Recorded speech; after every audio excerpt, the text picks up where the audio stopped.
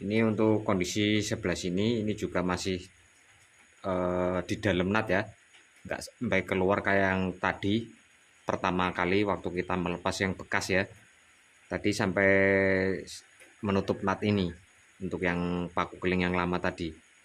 Nah ini kan masih mendem di dalam ya, rapi ya. Nah ini. Oke, selanjutnya perhatikan pula di bagian sini. Kang Bro bisa bandingkan dengan awal tadi. Lumayan rapi ya.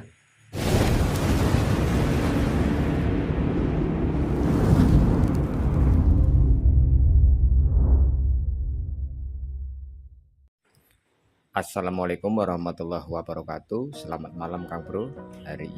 Malam ini saya lembur. Di depan saya ada sebuah rumah kopling kepunyaan Yamaha Jupiter Z. Jadi rumah kopling ini bagian karet dampernya atau karet peredamnya ini mengalami gojlak atau sudah hancur Kang Bro. Kondisinya seperti ini ya, saya tunjukkan. Nah ini. Jadi untuk karet kopling di dalam sini itu sudah hancur dan serpihannya itu terkumpul di bawah filter oli di bagian sebelah kanan bak kopling di sebelah kanan ya. Ini perbaikan untuk motor Jupiter Z.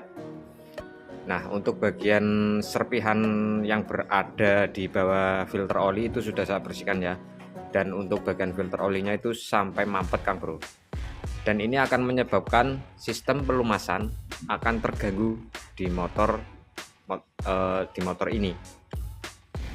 Oke. Saya jelaskan dulu ya efek yang akan terjadi saat karet kopling ini habis Kang Bro atau sudah hancur ya.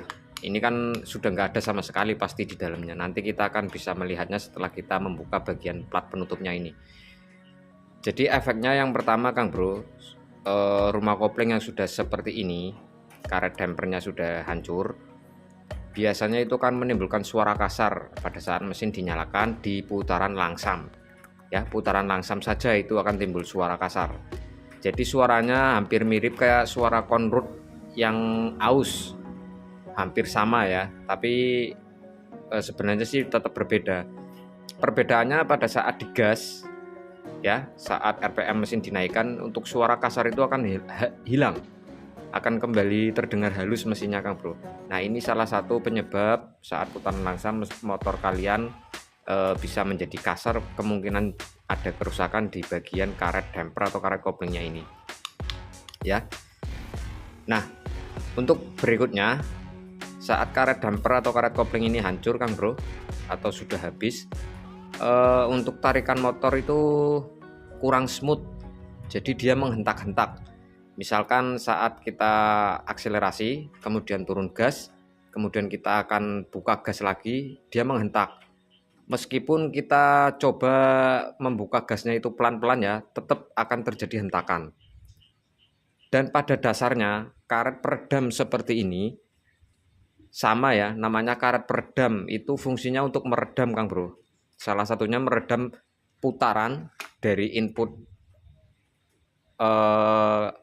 gigi primer ya, yang dapat gigi sekunder ini dari krek as itu bisa lembut tersalurkan seperti itu Kang Bro, menuju ke bagian input Snellen.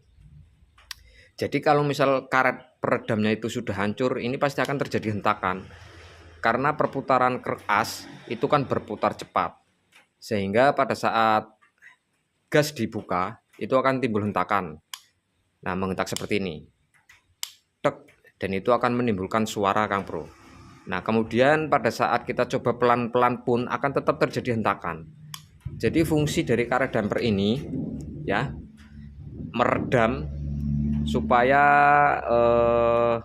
motor itu di bawahnya lebih smooth, nggak nyendat-nyendat seperti itu.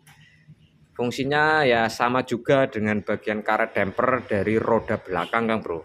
Seperti itu ya, karet roda damper belakang kalau misal sudah longgar ataupun remuk ya sama seperti ini, akan terjadi hentakan.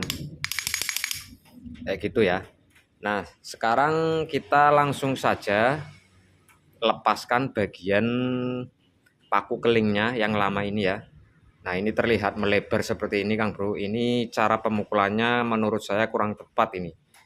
Ini dipasang secara manual, tapi proses pemukulannya terlalu keras ini. Kemungkinan cuma melebar di bagian luarnya saja, sedangkan di bagian dalam itu nggak ngembang. Oke ya. Oke, untuk selanjutnya langsung saja kita gerinda dulu.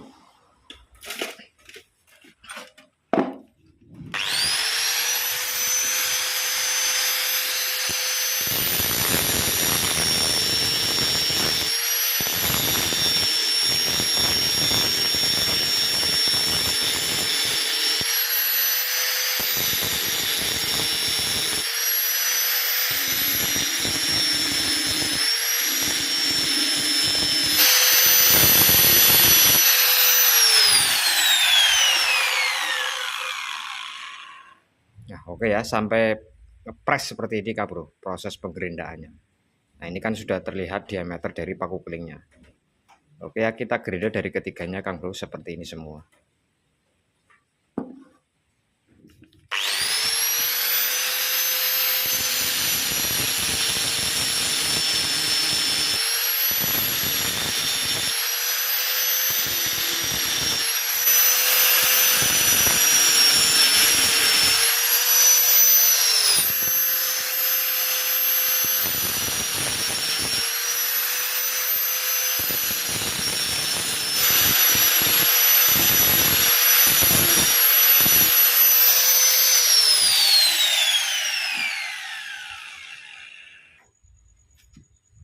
Oke, untuk selanjutnya kita proses pelepasan ya di bagian paku kelingnya ini. Kita gunakan besi semacam ini Kang Bro. Minimal untuk diameternya itu sama ya dengan paku kelingnya Kang Bro. Ini paku keling yang baru, minimal sama atau lebih kecil sedikit. Nah, ini kita gunakan untuk memukul ya. Ganjil pakai balok Kang Bro.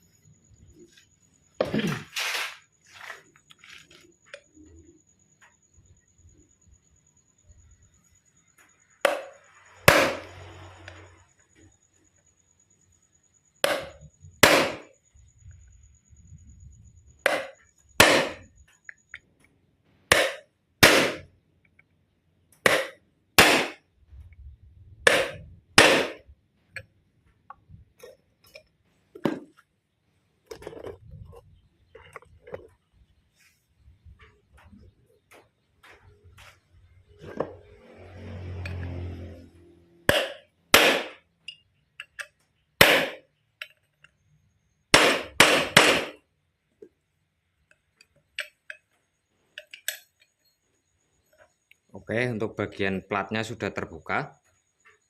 Nah, di sini ya karet ronselnya akan terpasang Kang Bro, atau karet koplingnya. Nanti kita akan pasang di sini.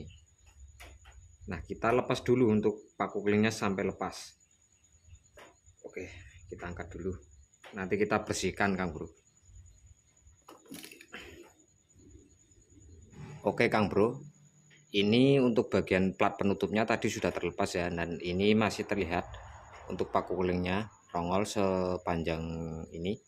Ini kita gerinda lagi Kang Bro, supaya nanti proses pelepasannya itu lebih mudah ya. Karena ini untuk ujungnya kemungkinan masih agak melar hasil dari pemukulan ya. Nah, kita gerinda lagi sampai press lagi dengan ini Kang Bro.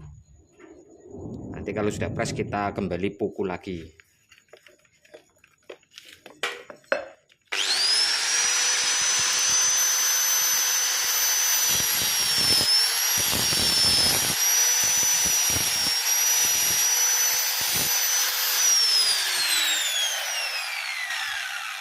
Oke ya, kita gerinda sampai press seperti ini Kang Bro dari ketiganya.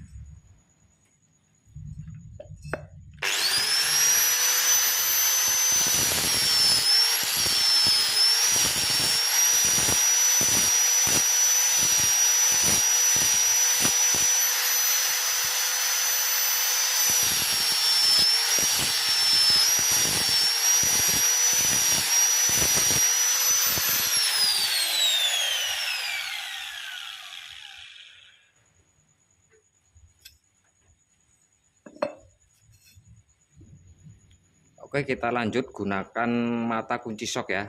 Fungsinya untuk kita tempatkan di bawah paku kelingnya ini, di bagian bawah. Jadi biar menghindari supaya ini nanti saat kita pukul dari atas gak terjadi pecah ya. Ini kita kasih seperti ini.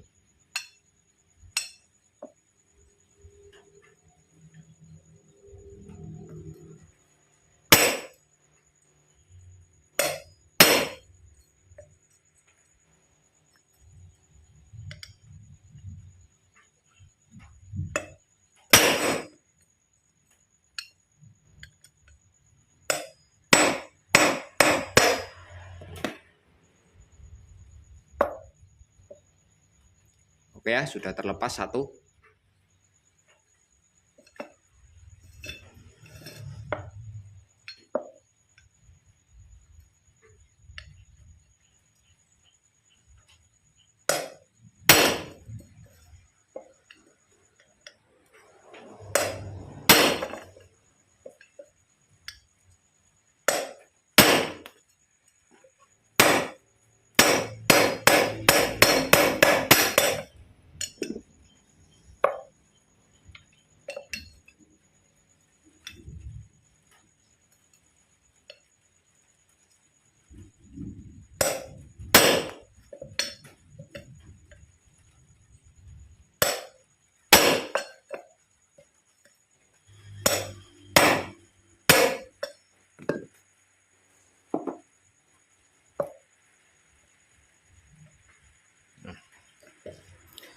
Baik Kang Bro, dari ketiga paku sudah terlepas. Di sini terlihat ya untuk proses pelepasannya setelah ini tadi terpasang, kan melepasnya agak susah Kang Bro.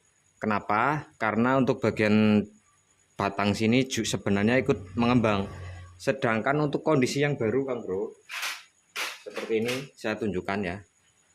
Ini untuk yang baru. Kalau saya masukkan ke sini, ini masih longgar Kang Bro. Ya kan, masih mudah sekali kan, didorong pakai tangan. Nah, jadi untuk paku keling ini cara pemasangannya Kang Bro supaya hasilnya bagus, kita gunakan kalau ada pemukulnya itu yang ringan ya, mukulnya itu pelan-pelan ringan supaya apa? Supaya bagian dalam sini yang mengembang. Jadi bagian sini yang mengembang. Jadi kita misalkan menggunakan palu seperti ini sebenarnya sudah terlalu berat ini ya. Tapi bisa tetap kita gunakan. Caranya kita jangan terlalu keras menghantamnya saat nanti mau masang ini ya. Mukulnya itu jangan terlalu keras. Kalau terlalu keras itu cuma akan melebar di bagian ujungnya saja Kang Bro. Bagian dalam itu nggak ngembang. Nah ini terlihat jelas ya, untuk kondisi yang baru itu masih longgar sebenarnya. Jadi yang kita butuhkan saat pemasangan itu, kalau kita gunakan palu yang lebih ringan, kemudian kita pelan-pelan memukulnya, tapi gunakan palu yang ringan, itu nanti bagian dalam yang akan mengembang. Jadi nanti luar itu tinggal sisa. Maksudnya tetap terjadi melebar, tapi tidak selebar seperti yang tadi waktu kita grinding mau melepas ya. Itu terlalu lebar, itu kemungkinan proses pemukulannya terlalu kencang Kang Bro. Dalamnya memang mengembang, cuma kan dilihatnya juga kurang rapi. Kayak gitu ya. Jadi nanti pemukulannya pelan-pelan saja, yang penting hasilnya tetap bisa kenceng. Nah ini ya terlihat ya untuk dasarannya. Kita bandingkan dengan paku keling yang lama. Nah ini kan juga sudah melebar pula. Ya, karena ini akan kita landasi nanti seperti ini. Kita landasi menggunakan besi yang sudah kita sediakan ini. Ya. Kita pasang di ragum nanti ya, kita gunakan ragum untuk menjepit. Ini proses pemasangannya secara manual Kang Bro, bukan menggunakan alat press ya. Oke. Selanjutnya kita proses pemasangan. Sebelumnya saya bersihkan dulu ini Kang Bro.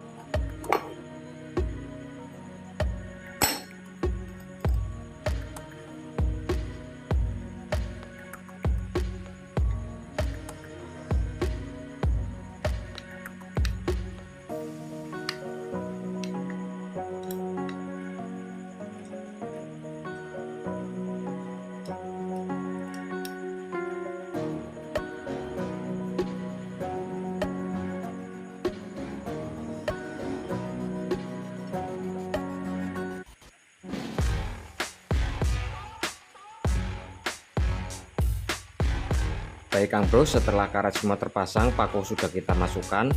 Nah ini ya untuk besi yang sebagai landasannya nanti di sini ya. Ini kita profil depannya ini ya. Karena kalau besi gagang T ini kita pasang di sini, ini belum masuk ya. Di sini terlihat seperti ada nut atau coakan ya. Jadi kalau sudah kita profil ujungnya seperti ini, nanti bisa masuk ke dalam sana. Nah seperti ini. Kalau seperti ini kan dia numpang di atas nut ini, terlalu lebar.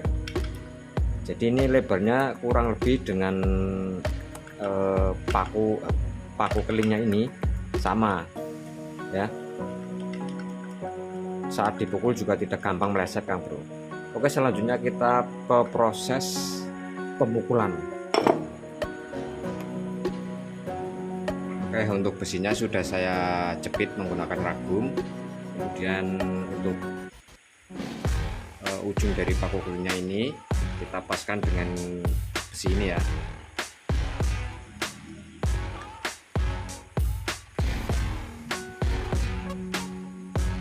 Nah ini sudah pas Bang Bro, sudah masuk ke nut ya.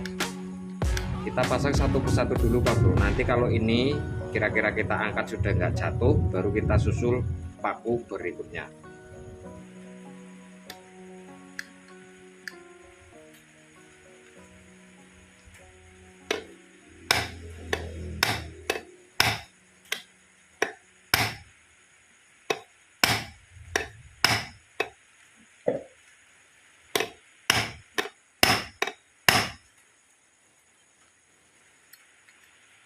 Oke, ini sudah nggak jatuh ya.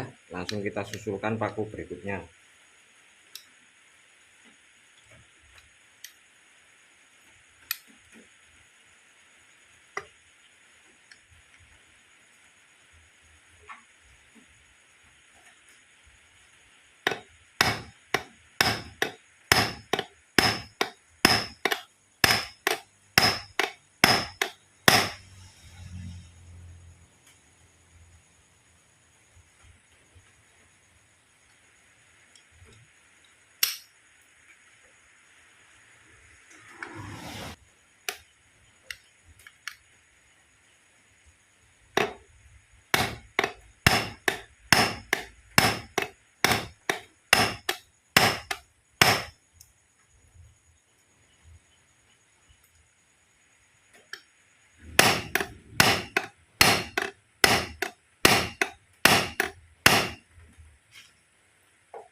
Oke Kang Bro, ini terlihat ya yang sudah mulai mengembang di bagian dalam sini. Ini sudah nggak bisa diputar Kang Bro, ini sudah mengunci.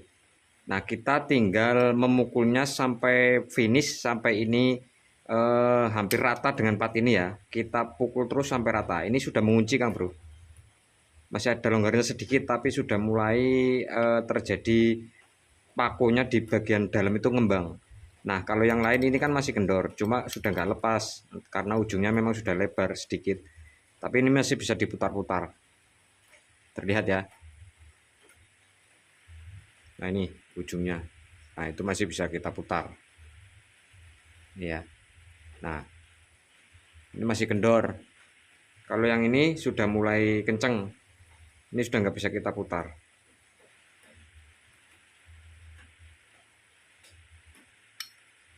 Nah kalau sudah seperti ini kita tinggal pukul terus sampai finish Kang Bro ya.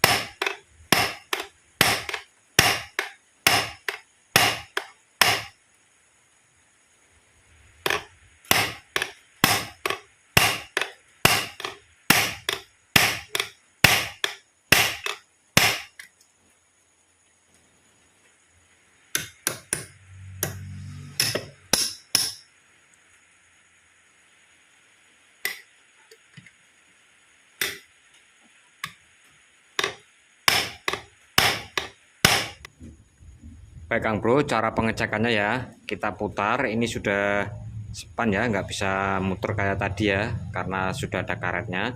Kemudian ini yang penting lagi Kang Bro, saat kita gerakkan dari sini ya, nah ini kan masih ada renggang sedikit, perhatikan.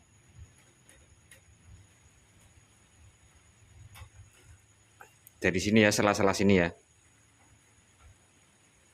Kalau masih ada renggang seperti ini Kang Bro, berarti ini harus kita pukul lagi sampai benar-benar rapat ya. Kita tambahkan lagi. Memang ini belum sampai finish Kang Bro, masih akan saya lakukan proses pemukulan lagi.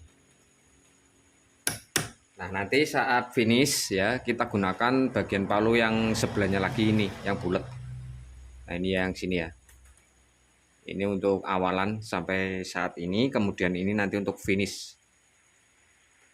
Oke, kita lanjutkan lagi.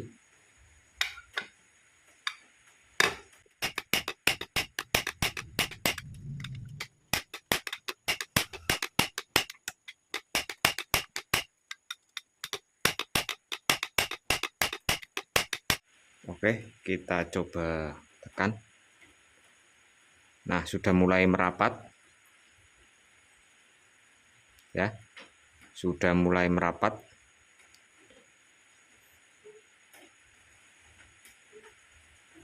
Oke, Kang Bro, kita pukul sampai finish ya. Ini untuk kondisi sebelah sini, ini juga masih di dalam nut ya, nggak sampai keluar kayak yang tadi pertama kali waktu kita melepas yang bekas ya. Tadi sampai menutup nut ini untuk yang paku keling yang lama tadi. Nah ini kan masih mendem di dalam ya, rapi ya. Nah ini. Oke, selanjutnya perhatikan pula di bagian sini. Kang Bro bisa bandingkan dengan awal tadi. Lumayan rapi ya. Oke, selanjutnya kita gunakan kepala martel yang bagian bulat ini.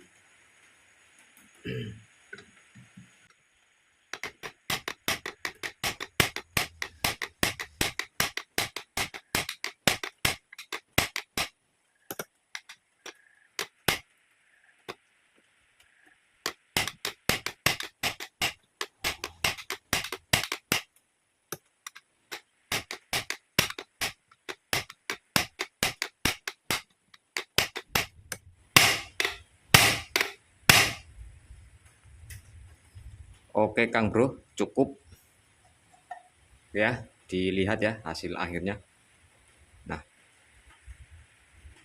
ini ujungnya memang melebar Kang Bro, tapi nggak selebar yang tadi itu yang waktu kita lepas ya. Dan di dalamnya sini masih di dalam nut untuk kepala paku kelingnya, nggak meluber kayak tadi juga ya. Untuk yang lama ini saya kasih ini ya, yang paku lama saya tunjukkan. Nah ini kepalanya. Nah ini kan lebarnya sama ya dengan nut ini. Jadi kalau ini posisinya masih mendem, kalau ini tadi sudah melebar ke sampai ke sini. Bukan, sebenarnya diameternya sama Kang Bro ya. Ini debir karena proses pemukulan ini. Sini melebar, yang ujungnya juga terlalu melebar yang sini. Ya kan, kalau ini kan ya melebar tapi masih mending. Oke ya, hasilnya seperti ini. Dan untuk proses penggantian karet ronsel atau karet kopling ini pasti akan membuat motor nanti akan lebih smooth saat dibetot gasnya, saat turun, saat dibet gas lagi nggak menghentak-hentak, dan suara kasar itu nanti bisa tereduksi ya, karena memang pada dasarnya karet kopling atau karet ronsel ini fungsinya meredam supaya tidak terjadi suara hentakan, dan juga saat dikendari tidak menghentak-hentak, atau istilahnya nanti bisa lebih smooth saat ditarik gasnya seperti itu. Baik Kang Bro, untuk videonya sampai di sini dulu ya. Demikian untuk cara pemasangan karet ronsel atau karet kopling secara manual. Saya biasa memasangnya seperti ini. Sampai jumpa lagi di video selanjutnya. Jangan lupa ditekan like, komen, dan juga subscribe buat yang belum subscribe. Saya silakan pamit undur diri. Assalamualaikum warahmatullahi wabarakatuh.